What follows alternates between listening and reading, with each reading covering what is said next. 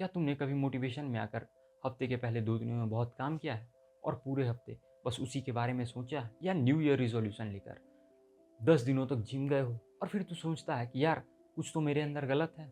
तो सुन भाई, तेरे साथ कुछ भी गलत नहीं है। बस गलत तो ये है कि तू अभी भी मोटिवेशन वाली चक्करों में है।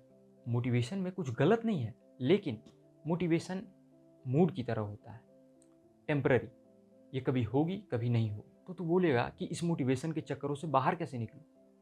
तो भाई तूने तो एटॉमिक हैबिट के बारे में सुना ही होगा। उसमें जेम्स क्लियर कहते हैं कि जो हमारी मोटिवेशन होती है वो टेम्पररी होती है, बट जो हमारी सिस्टम और हमारी हैबिट होती है वो परमानेंट होती है। जब मोटिवेशन हमारे पास नहीं होती है उस समय हमारी सिस्टम और हमारी हैबिट हमें वो काम करने में मदद करती हैं। तो तू पूछेगा कि उस हैबिट को कैसे बिल्ड करूं?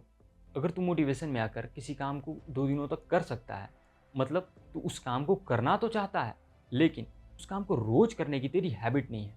तो इस हैबिट को कैसे बिल्ड करेगा? तो जेम्स क्लियर कहते हैं हैबिट को क्रिएट करने का सबसे आसान तरीका है कि तू जिस काम को करना चाहता है उस काम को करने का अपने रूम में इन्वायरमेंट क्रिएट कर दे।